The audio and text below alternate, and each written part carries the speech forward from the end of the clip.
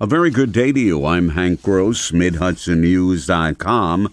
It's Thursday, December 1st. The news today brought to you by the Galleria at Crystal Run. State Supreme Court Justice Sandra Scortino yesterday declared the city of Newburgh's good cause eviction law null and void. Grassroots organization For the Many criticized the decision, saying the Hudson Valley is facing a housing crisis, says spokesman Aaron Nara Fernando. This decision essentially says that Newburgh does not have the power to enact a local good cause law because it's preempted by state law. We don't agree with that legal reading. We do believe that local cities like Kingston, Newburgh, and Poughkeepsie and Beacon that have passed good cause laws, we believe that they have the legal authority to protect their tenants from unjust evictions and high rent increases.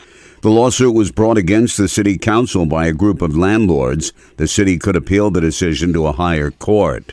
The Ulster County State Supreme Court Justice David Gandon yesterday signed an order temporarily blocking implementation of Kingston rent control as adopted by the Kingston Rent Guidelines Board. The order will cause irreversible harm to countless tenants in Kingston, said Genevieve Rand, statewide housing organizer for Citizen Action of New York.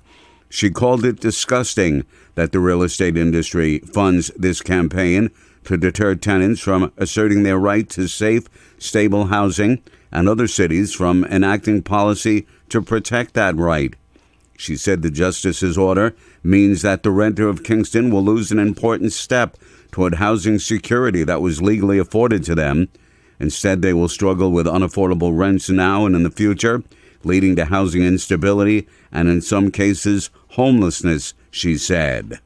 The Newburgh man who's charged in the homicide of a man and wounding of a 5-year-old boy has been extradited from North Carolina, and a murder indictment has been unsealed. 29-year-old Lamont Williams allegedly shot and killed 29-year-old Daquan Corbett in the city of Newburgh on September 29th. The child was also struck and wounded by gunfire. Williams fled to North Carolina following the incident, was tracked down and brought back to New York to face the charges. He's been indicted on charges of murder, criminal possession of a weapon, and assault. The holidays are here, and at Galleria at Crystal Run, you can find something for everyone on your list. Over 1 million square feet of joyful shopping. Visit over 100 retailers, including many locally owned businesses. Check out brand new stores like Lovisa, Rue 21, and Box Lunch. Don't miss Visits with Santa this season from Black Friday until Christmas Eve. Sponsored by Town Square Media. For all the details regarding hours, photo pricing, and special events, visit GalleriaCrystalRun.com. And happy holidays! Rupco has received a $500,000 New York Main Street grant from the State Homes and Community Renewal Agency to revitalize businesses and housing along the Broadway Business Corridor in the city of Kingston, from the Albany Avenue roundabout to the Rondout Creek. The housing agency partnered with the city to secure a state grant to provide funding for exterior and interior renovations that will support small businesses, increase the number of affordable housing units in the city, and enhance the streetscape public square at Broadway and Grand.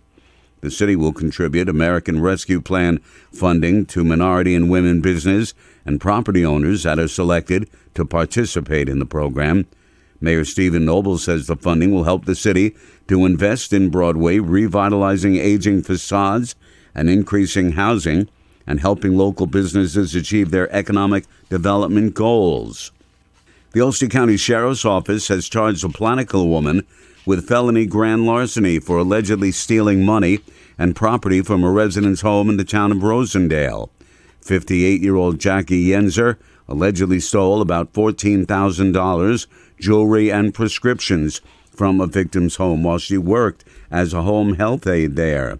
She was arrested on Tuesday, November 29th, following an investigation that began 5 days earlier. Yenzer was released on an appearance ticket returnable to Rosendale Town Court. Detectives were assisted in the investigation by the State Police Bureau of Criminal Investigation. State Senator James Skoufis has secured $25,000 in state funding for Fearless, formerly known as Safe Homes, to support domestic violence prevention programming. None of our neighbors should have to live in fear at the hands of a partner, but when they do, Fearless is there to support, comfort, and empower the survivors, said Skoufis. Skoufis says he'll always fight to bring back resources to support Fearless's vital work in the community. A Fallsburg man was sentenced in Sullivan County Court yesterday to life in prison with no possibility of parole for at least 20 years on his conviction of murder in the death of 2-year-old Amara Campbell at the Thunderbird Trailer Park in Woodburn. 26-year-old Brian Ozinski pled guilty just before jury selection was scheduled to begin in September, admitting he acted with depraved indifference to Amara's life by striking her in the stomach at least twice, causing severe injuries that resulted in her death. I'm Hank Gross, MidHudsonNews.com. The news today brought to you by the Galleria at Crystal Run.